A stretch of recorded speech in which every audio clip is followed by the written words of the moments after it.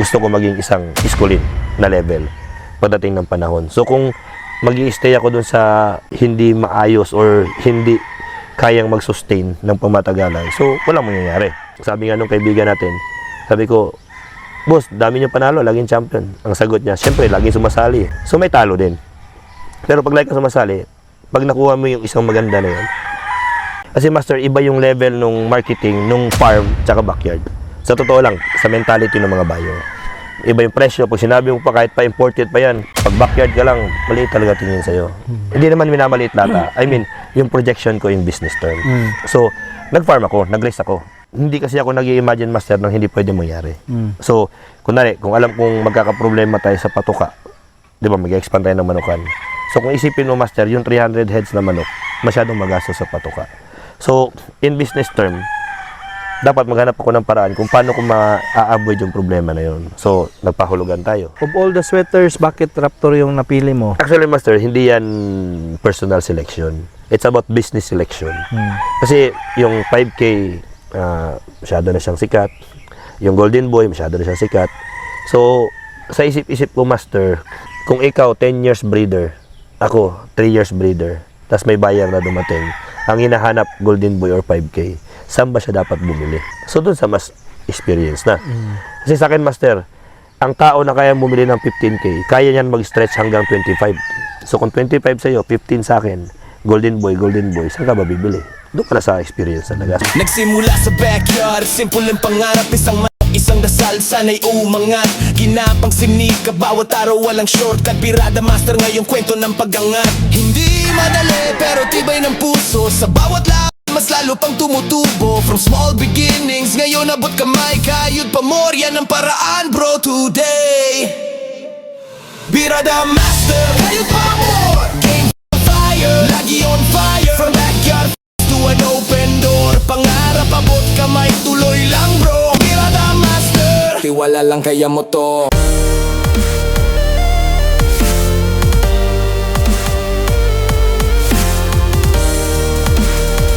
Mga master, kumusta? Hinaot, okay ra ka? In today's episode mga master, binyahin natin itong Barangay Bugho, San Fernando, Cebu. Ating binisita ang ating bagong kaibigan, si Robert Dacles, may-ari ng RDD Game Farm. Good morning, master. Good morning, master. Salamat at pinalakan mo yung aming pag-imbita sa iyo dito kahit maulan. Master, Maraming salamat. bati ka sa ating mga subscribers. Magandang umaga mga kabirada master. Ako pala si Roberto Dacles, may-ari ng RDD Game Farm. Binabati ko kayo ng magandang araw at magandang umaga na rin din kasi umaga pa dito sa amin. Actually, master, nagsimula tayo nagmanok after Odette dahil dun sa ano na rin. Galing tayo sa business na pamumuhay. Then marami tayong nasira. Pandemic, na-close yung mga internet cafe natin. Then Odette, sarado yung mga negosyo natin iba, nasira yung mga facility, walang internet, walang kuryente, kausap mo tao lang talaga, wala kang hanap buhay dahil nag-stock trading tayo, nag-forex trading tayo, so walang internet, walang business. So halos araw-araw master, kausap ko mga relatives, kapitbahay na puro sabong. Then nung panahon niyo master, madaming yung tigbakay o yung ulutan yung sa mga tao-tao lang, o fun run, yun, fun run. Then syempre, hindi naman ako sumasama. Then isang beses, nagsabong sila doon sa tabi ng bahay ko. So nanood ako. Then alos gabi-gabi nagiinom ng beer, kahit di malamig, manok yung pinag-uusapan. Then naipinsan ako na nagmamanok. Na-introduce sa akin ng mga kapatid niya yung business. So nakita ko may potential. So nagsimula kami doon sa buy and sell. Pumupunta kami ng Mantalungon Game Farm sa Barili, namimili sa mga bundok-bundok. Yung mga nabibenta, binibenta namin. Yung mga hindi, nilalaban namin. Tapos nagpa-practice ako mag-conditioning. Then at the same time, nagde-develop yung pagiging hilig natin sa manok. But since then, master, until now, it's pure business. Business talaga. Yes, master. Yung model mo sa approach. Yes, master, yes. Master, bakit hindi ka nag-stick sa buy and sell? Kasi automatic yung pera doon. No, it is yung effort mo, less yung effort kasi pupunta ka lang doon sa kung sino yung nagbebenta, yung mga nasa bundok, yung sa local na mga expo, yung Mantalungon Game Farm. Yes, master. So, bili ka tapos benta mo. Yes, Bakit master. hindi ka nag-stick sa gano'n na pamaraan? Sa totoo lang, master, hindi ako tumagal doon. At least 2 months, yun lang, 2 months. Then nakapag-decide agad ako mag-farm. No, actually, hindi farm. Nakapagsimula agad ako na mag-breed na ng sarili ko. Doon na sa bahay, backyard. Then, nakita ko, master, na hindi kaya maging backyard lang. Kung yung projection ko ng business is maging malaking manukan, hindi kaya maging backyard. Kailangan maging backyard. Kasi, yung backyard, master, yung volume, yung hindi ako pwedeng maging backyard lang. So ginawa ko, master, nag-seminar tayo. Bumili ako ng materyales, then nag-breed, fail, then seminar, unti-unti na natuto.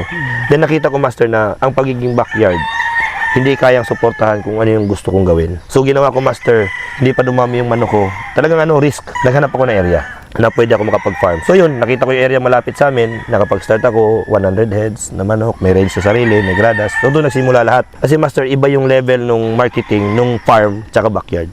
Sa totoo lang, sa mentality ng mga buyer. Iba yung presyo. Pag sinabi mo pa, kahit pa imported pa yan, pag backyard ka lang, maliit talaga tingin sa'yo.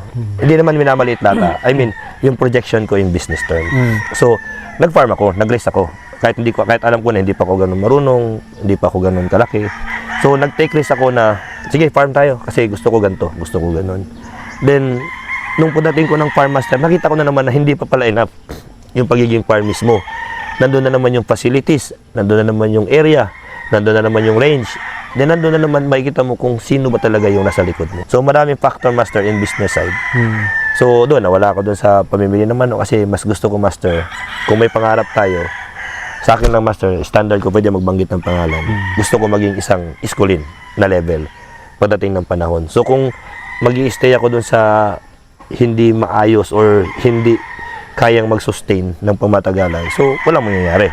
So, the cycle continues, master, na doon pa rin tayo sa baba. So, ang gusto ko, mag-breed tayo ng maayos, dumating tayo sa magandang status na, kasi, master, kahit patalo tayo ng talo, dadating yun yung panahon na, sabi nga nung kaibigan natin, sabi ko, boss, dami niyo panalo, laging champion. Ang sagot niya, syempre, laging sumasali. So, may talo din. Pero pag lagi ka sumasali, pag nakuha mo yung isang maganda na yun, di ba, master, sa iba, pag nakikita mo yung mali, yun yung naiiwan. Dito sa atin sa pagmamanok, minsan nakakalimutan yung talo, ang naaalala ng tao yung panalo na lang. Yes, master. So yun yung nakita ko. So dahil gusto ko nga maging Martin School in a level, so dapat simulan ko na maayos.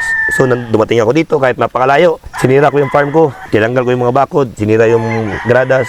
Lumipat ako dito, nag-take risk ako dahil sa area na may tubig, magandang area, dahil sa recommendation din ng mga kaibigan natin. Kanino ka nag-attend? Nag-attend ako, master, first kang Attorney Ryan Abrenica. Batch 45 RA Superfly. So doon, master, nagsimula, namulat ako na, kasi, master, sa YouTube, ang sabi, wag mong painumin lagi ng antibiotics kasi masasana yung sisiyo, so hindi na sila tatablan. Then, pagdating ko doon kay attorney, nagpapainom siya ng antibiotics kahit walang sakit yung manok. Dahil doon sa tinatawag nila na bacterial flushing. So, parang tinatawag nila na prevention. So, di ba, yun din naman yung suggestion sa iba, 3 days prevention, kasi prevention is better than cure. So, pwede pala. So, doon, master, na-apply ko yun. Then, galing doon, so, medyo naging maayos na. Then, hindi kasi ako nag-i-imagine, master, nang hindi pwede mangyari.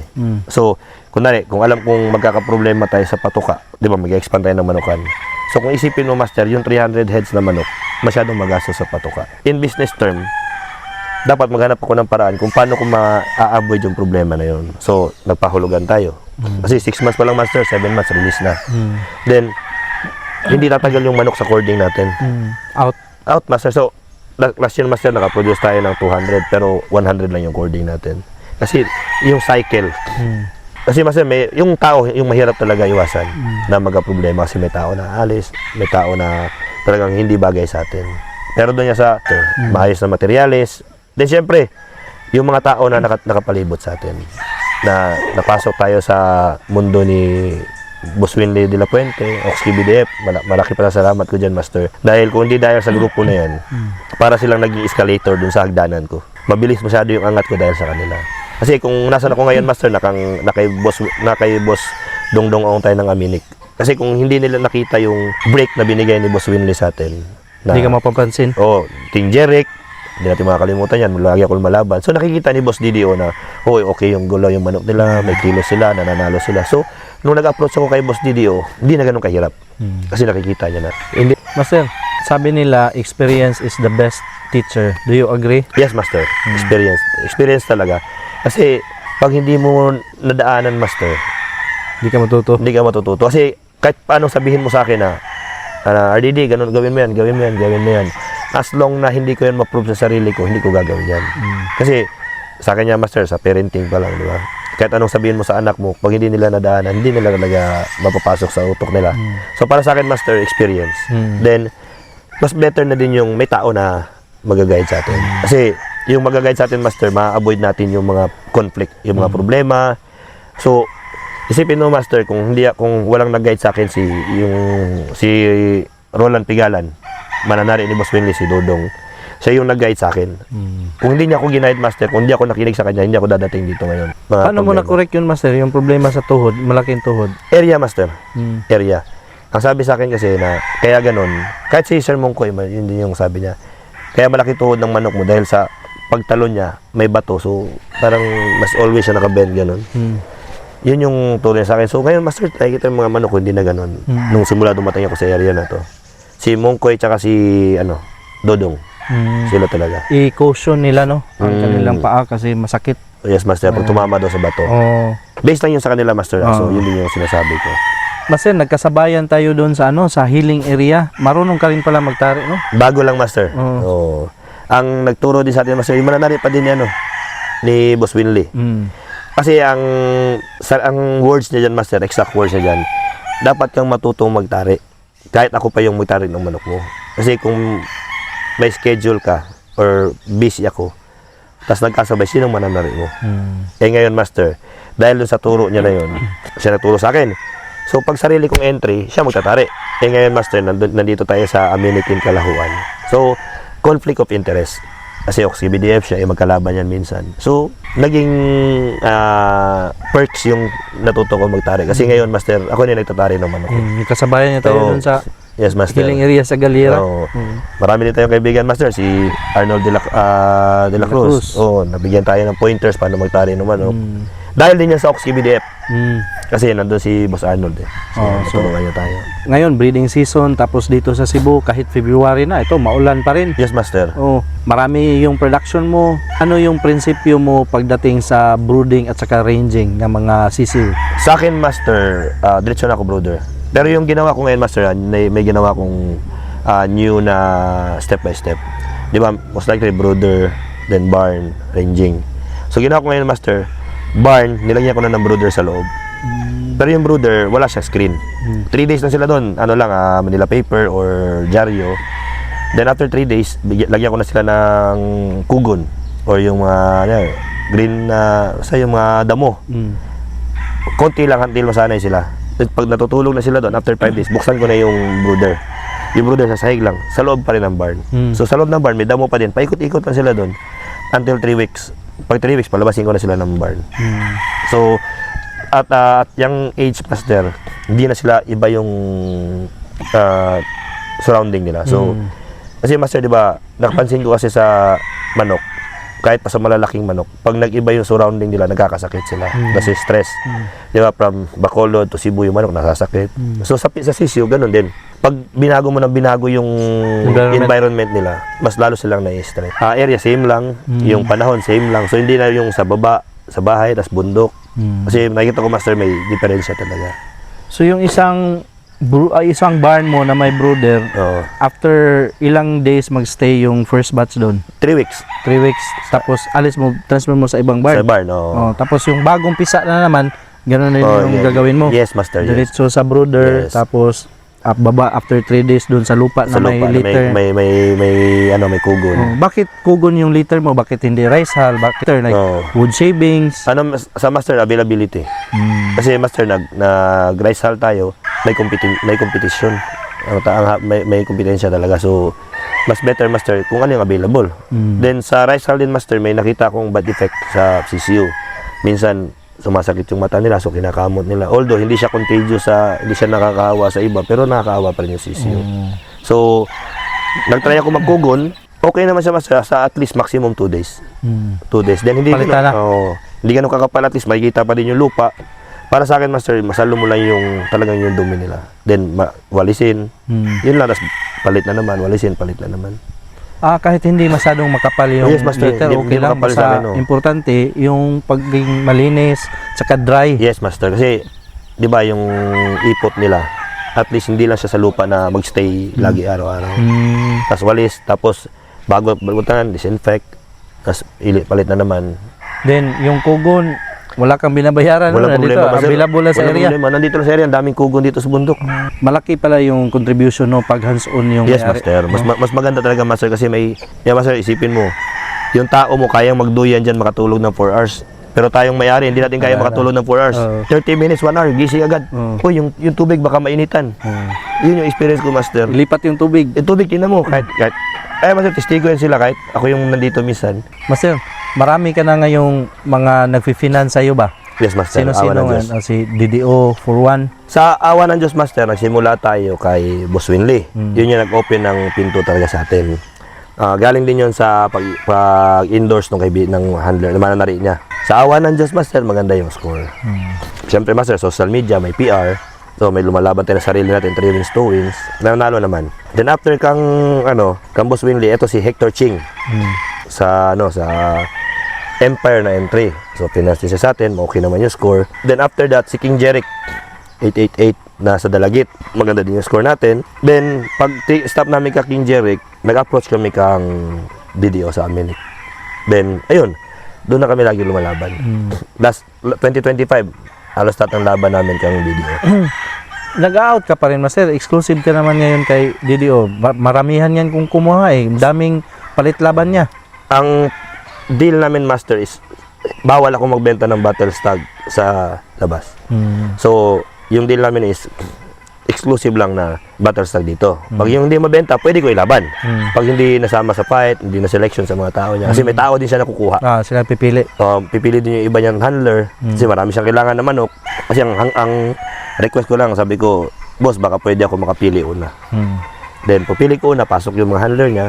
So, yung sobra, sabi niya, pwede ko ilaban or pwede kami mag-break ng deal. Na baka pwede ipalugon, depende sa manok. So, yun nagiging flexible yung deal. Pero sa atin, bawal tayo sa magbenta ng battle stag. Pero for materials, yun yung binibenta natin. Master, paano mo nakuha yung pagtitiwala nila? Kasi marami na nandito sa industriya natin, Yes. no? Yung iba nagbebenta, maganda naman yung materials. Siguro sa akin, Master, ang ma-assume ko kung bakit nakuha ko yung tiwala is yung pagiging totoo natin. Kasi diba, Master, yung mga businessman, marunong kumilatis ang tao yan. So, siguro, Master, pagiging totoo mo lang, genuine na pagkatao may pakita mo sa kanila. Then, siyempre, yung mag-perform yung manok. Although, si Boss Didio, nung pag-start namin, may mga lapses kami. Talagang, vocal siya sa akin. Bert, medyo natampo ko sa'yo sa ganun. So, sabi ko, boss, pasensya na, ganun. Sa awa ng Diyos, Master, medyo sa palagay ko may kumpiyansa na. Master, maganda man yung materials mo, ba't kailangan mo pang lumaban? Bakit hindi ka na lang benta ng benta? Actually, Master, kahit nung dati pa, talagang nangarap na ako lumaban. Para alam ko kasi, Master, pag nagbenta ka lang na hindi ka lumalaban, Master, meron tayong tinatawag na proof, di ba? Paano mo nasabing magaling yung manok mo kung wala kang laban? Kahit pa sinong breeder, para sa akin lang, Master, kahit pa parehas ng materyales, pag magkaiba tayo ng pagpapalaki, mag-ibay pa rin yung diferensya ng manok. So kung nananalo yung manok mo, so maganda yung pagpapalaki ng manok mo. So kung breed ka lang ng breed, hindi natin sigurado kung, kasi, Master, sa totoo lang, masakitin ng bata, gwapo paglaki. Totoo yun, di ba? So kung doon mo makikita yung diferensya. Gwapo lumaki, masakitin pag bata, pag nilaban mo, talaga mahina. Takbuhin. Then yung healthy, pag nilaban mo, kahit parang nagkasugatan na, talagang tutuka pa din. So experience yan, Master, dati lumalaban tayo na medyo, kasi nagbibenta tayo. Nailalaban natin yung mga dumaan sa masakit, na dumaan sa sipon. Yung Kasi yung mga gwapo, nandun na sa, nabenta na. sa buyer na. Yes, Master, so laban tayo. So tinakbuhan tayo ng manok. Actually, Master, lumaban kami ng New Star. Pinas ni Boss Winley. Tinutumakbo yung mga manok ko. Sabi ni Boss Winley, Robert, ba't yun ang pinasok mo? Mahal pa naman ng patmani, 50,000. Sabi ko, boss, pasensya na kasi kailangan ng entrante sa New Star nung local na yun. So, ganon. Long story short, kahit ano pa sabihin mong rason, mali ko yan. So sabi ko sa handler ko, dapat hindi na mangyari ulit yan. Pag nangyari ulit yan, kasalanan na natin para sa yung bobo. Kasi, Master, lagi naman tayo nagpo-post. Kahit talo, pinopost ko naman. Nung sa Bohol kami, 5 stag, half points lang yung score, pinopost pa din natin. Bakit kailangan i-post, Master? Sa akin, Master, dalawang purpose. Para sa public na at least credibility natin. Na hindi lang puro boka, hindi lang puro kalokohan yung sinasabi natin. Yung pangalawa, fan pa din tayo ng social media na nagbibreed. So para sa akin, Master, para makontento ko sa sarili ko, dapat i-avoid ko din yung mga ayaw ko sa iba. So yung iba, talo, 0, ayaw i-post. Pag champion, bilis makapost. Nasa sabungan pa, nakapost na. So, consistency. Talo, panalo, i-post natin. Para at least, makita ng tao. Kasi ako, master, dami kong post na talo. Nasabihin nung iba, magre-reply, boss, hanga ako sa'yo kasi kahit talo, pinupost mo. So, di ba, na-encourage tayo doon. Kasi hindi naman lahat panalo eh. Pag hindi ka na natalo, yun yung parang imposible na. Hindi naman tayo nanghihinayang sa manok, no? Kasi itlog lang yan, isang itlog. Yes, master. Doon tayo nanghihinayang sa oras. Sa oras, saka sa panahon, master, parang ang sakit sa ulo. Sabi, puta, next year na naman ulit. Ano ba to? Isang taon pa hintayin mo. Yes, master. Kasi hindi ka naman pwede magpaba ng late born sa'yo tapos lalaban ka doon sa Yes, master, lugi. Oo, Lugi. sa isang class. Ang pinakauna talaga natin, master, na napadami, na at least yung parang napamahal na sa atin, yung mga gray. May mga gray tayo na natatabi, na ipapanalo natin. Parang swerte tayo sa kulay. Hiyang, gano'n. Hiyang. So, yun, master, na nag-start tayo sa Larry Romero, Hatch Gray.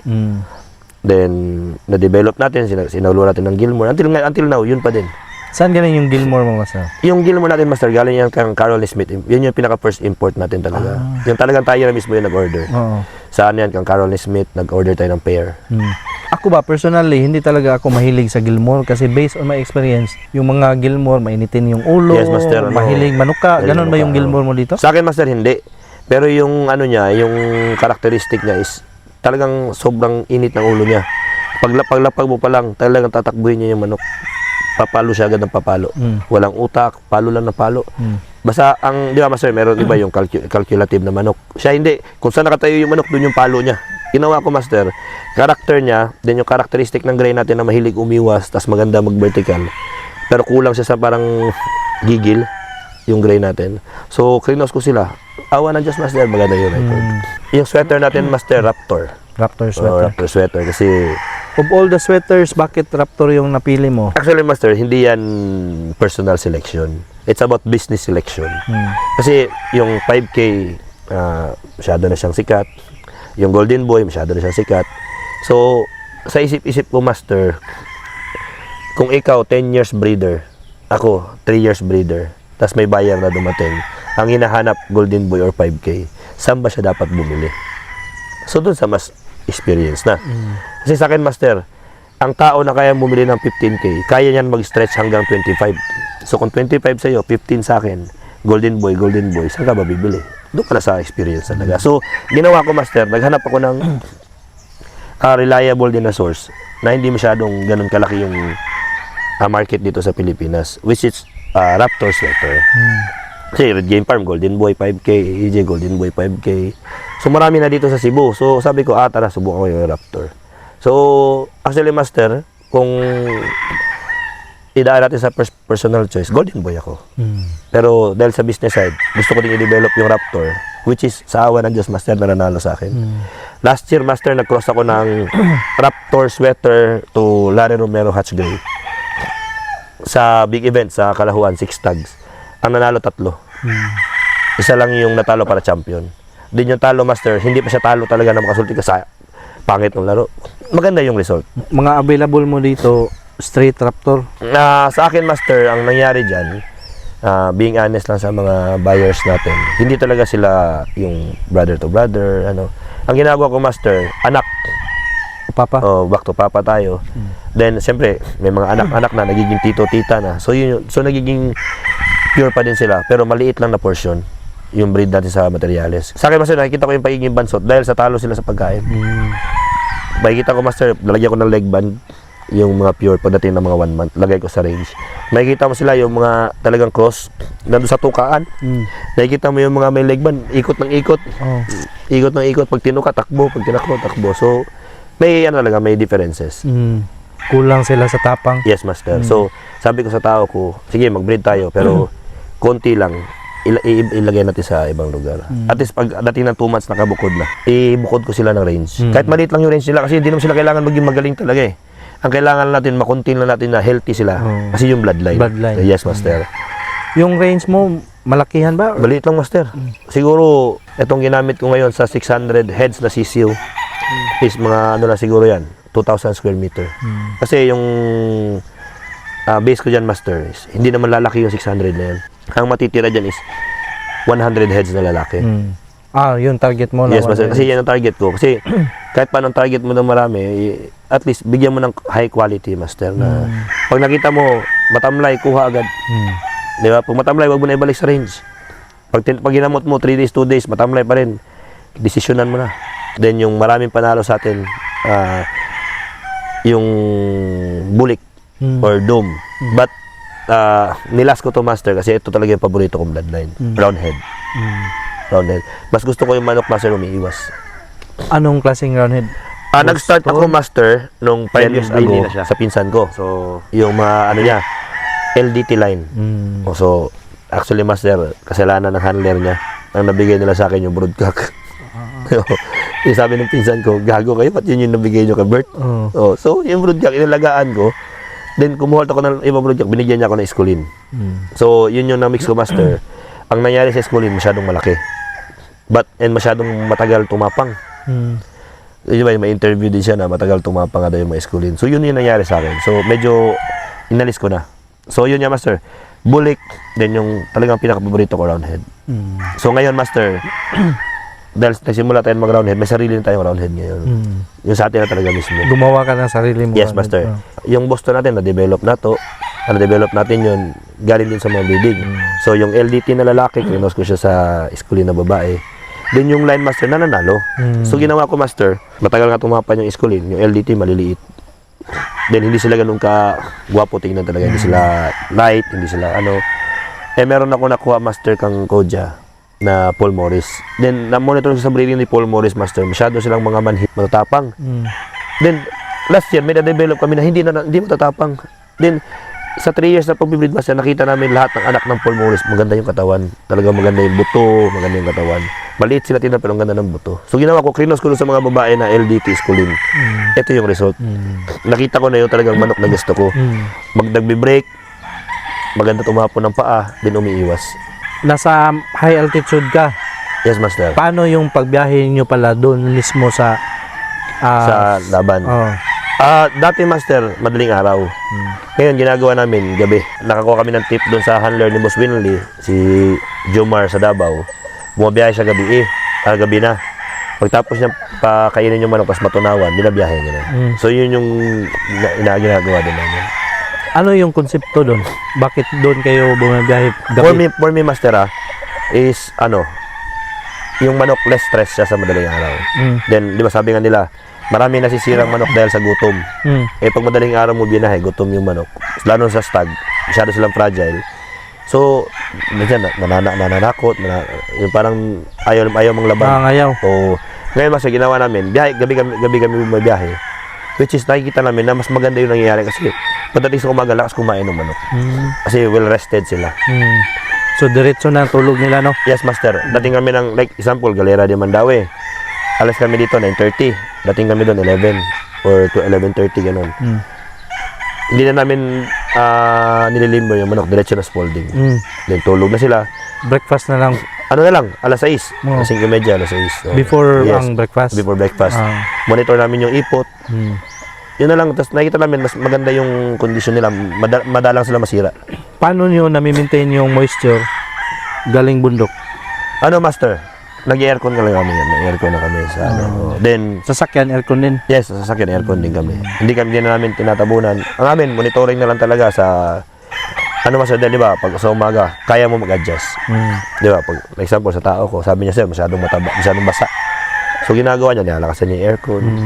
So may room or may time pa para mag-adjust, mag-adjust. Yes, master. mag-troubleshoot. Ito na, master.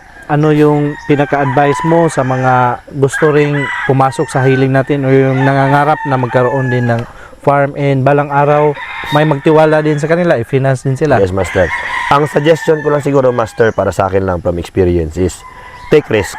Then, dun sa risk na yun, dapat alam mo na kaya mong tayuan. For example, gusto mo mag-farm. So, dapat kaya mo in financing. Although, hindi naman lahat kaya in financing. Dapat may kakayanan ka na makapaghanap ng source for financing. Hindi lang basta pasok ng pasok. Sabi nila, YOLO, you only live once, tiwala sa sarili. Hindi dapat ganun. Kasi pag ganun ginagawa nyo, along the way, maraming problema. Pag nakasalubong nyo yung problema na yun, ang nagiging main solution nyo is giving up. So, para sa akin, master, build a strong foundation. So, yun yung nangyari sa akin. nag-build ako ng strong foundation bago ako nag-farm, nag-backyard ako. Then nung nakita ko na ready na ako, nag-race ako mag-farm. Then nag-seminars ako. Then syempre, networks, tao. Mapagkakatiwalaan mo ng mga tao, huwag kayo papasok ng katarantaduhan. Huwag nyo subukan mag-illegal. Huwag nyo ipagpapalit yung pangalan nyo laban sa pera. Mas maganda pa din, kahit konting kita lang, basta maganda yung pangalan. Kasi eventually dadating yung swerte sa atin. Then pag dumating yung swerte, mas madali natin siyang ma-enjoy or ma-control dahil yung foundation mo talagang solid. Hindi katulad nung kumita ka lang ng 1 million, nanalo ka ng loto, mauubos agad yan. Compared sa 1 million na kinita mo dahil sa negosyo. Gusto kong pasalamatan unang-una yung si Lord, pamilya ko, yung asawa ko sa laging pagsuporta sa akin. Yung parents ko na kahit ayaw nila sa pagmamanok ko, talagang sumusuporta sa akin, mga kapatid ko. Siyempre, Konsyal Belo, kapitbahay ko, yung mga kapitbahay ko dyan, mga Del Puso, mga kamag-anak ko. And, siyempre, sa nag-elevate ng pagmamanok ko, Boss Roland Pigalan, Dodong, mananari ni Boss Winley. Si Boss Winley na nagbigay sa akin ng break, si Mungkoy na nagpatibay ng faith ko sa pagmamanok, sa laging pag-guide sa akin. One message lang, reply agad. Then syempre, ngayon, sa pagbibigay sa akin ng malaking opportunity si Boss Dongdong Ong ng Amini Kalahuan. Yun yung mga talagang taong gusto kong pasalamatan, boss. Lalo na yung mga kapitbahay ko dito sa Bugho, San Fernando. Ayun mga master, ating nakausap isang rising star dito sa Cebu, si RDD Robert Dacles, may-ari ng RDD Game Farm, Barangay Bugho, bayan ng San Fernando, Cebu. Please master, keep on supporting me by subscribing his YouTube channel and also my Facebook page na Birada Master, my TikTok account JM Birada Master. Master, may Facebook ka man master, no? Yes, master. Ang Facebook natin is RDD GF Bert Dacles. Master, hanggang sa susunod na episode, Birada Master. Salamat sir. Thank you, my boss. Natay bagong higala mo ni ang sinaligang referee, judge ni judge. Master, si pangalan to? Si Ibon Cantel, Mon Cantel, taga Panataran. Panataran, San Fernando. Kanos amo nagka-amigo ni RDD? Mga almost mga 2 years na. Kuya, sige ka, kuyong niya. Oo. Ano siya panginabuhi na to ka sir? Narap ko sa buwangan, master. Amo ni ang referee or judge, no? Oo. Amay kay wa ka nagtrabaho ron sa buwangan. Wala. Every Saturday and Sunday So makita ka namo sa buwangan sa San Fernando. sa PBO Sunshine. PBO Sansen kang PBO Bial. Oo. Master, kung naay mo contact nimo nga gamiton ka ba or pa-referehon ka na yung mga special, pwede po. Okay ra. Basta di lang adlaw sa Badog Domingo. Okay, Sabado Domingo sa PBO Bial ka. Basig na kay ganang i-shoutout ato mga classmate. Oh, shout out ko ni sa akong partner sa buwangan, si Bintong Alpitse. Oh, O sa uban kong amigo da, sila si Plus Alan. Oh, mga masyador. mga masyador. Sila si Salana, si Insek, si Kapitalo. Mga buutan ano, Mga butan, mga good boy na, mga good boy. Good boy, good boy. Oo. Parking id. Oh, mga parking aid sad. Shout out sa mga parking tanan, mga parking aid ni Engineer Pablo Mobial. Kanang mga- tikitira. Oh, kana sila si Kuan, sila si Jima. Kana Jima. Tiglibo daw snack. Oh, libo dis na. Pa na diha kay aron apilay kag snack permi. Siya. Papreta. Oo. Bayad tayo, bayad tayo. Bayad. Sige, daghang salamat ha. Amping kanon master. Amping sad master. Makita din nato siya sa PBO Bial nga buwangan sa San Fernando, Cebu. Master, sa pangalan to, master? Alex Tuble alias Tudong Gamay, Taga asa gyud si taga Liloan, asa sa Liloan. sa Kabadyangan. Kabadyangan pa inyo ha di ay. Kanos amang ka nasugod nagpang-handler? Dugay naman sa Ray, 2012. Asa man ka nakaton? Sa Liloan sa Jaco ang Master Handler si Warner Tanillo. Dito ka sa iya nakaton. Dito ga-assist ko niya. Gikan 2012, ubay-ubay na pong farm imong na adtuan. Ubay-ubay na sa Ulango. O sama sa unsa man nga farm. Kuha nga ng Kinsay say mga amo mata. mata. Mga jeans mata. Sunod ato asa man ka? Dire na ko ni Kang RDD na. Ubay-ubay na po ka experience master no. Ubay-ubay sa dito. Tao dumdaning kalihukan ng manok. Mara na to panginabuhi. Unsa may imong mao man imong panginabuhi, unsa may imong ikatambag sa mga pareha po nimo nga handler ba? Kanang handler na yang uban gusto po nga mag-handler. Katong padong pag-handler, naot nga ang pagam sa manok, tinarong gid. Kay panginabuhi man eh. Mm. Once kuhanan mo nga pinuang inyo, wala gyud mo salig nga gaon. Mm. Ingon si RDD ba, usahay ko no maglalis mo pero friendly ra nga lalis. Oh, friendly. Ngano maglalis mo usahay? Usahay namin mga sipyat. Di Mm. man sa tanang panahon nga perfecto ra. Mm. Naisipyat ang agaon si Boss RDD. Andam sad mo maminaw sa to ang mga yungo. Na kita andam sad ta mo maminaw sa mga yungo. Kuha man sana kanang para na sa kaugmaon o kalambuan sa mong manukan. So mag-exchange mo idea? Exchange mi kay diya. Ah. Kung sa inaan niya, akong i-adapt. Kung sa inaan ako, i-adapt sa niya. Mayo no. I-combine na mo ba? Master, basig na kay ganahang shout out master. Shout out din sa akong mga pamilya sa Daan Bantayan. Oh. Sa ko ang amigo, Oh. Warner Tanio. Ano tayo? Imong asawa. Asawa o akong mga pamilya. Oh. Supportive kay imong asawa no? Supportive kay Oh. bisag asa naagid siya. Kuyog. Dano ba kay bata? Nabay bata, tulo. Nag-eskwela na? Eskwela ang usa, kamugwanga, 8 years old. Dire nag-eskwela. Ako na diri sa Bugo. Mayo noon. Sige, salamat. Good luck Salamat. sa imo pang mga umabot na fights ha.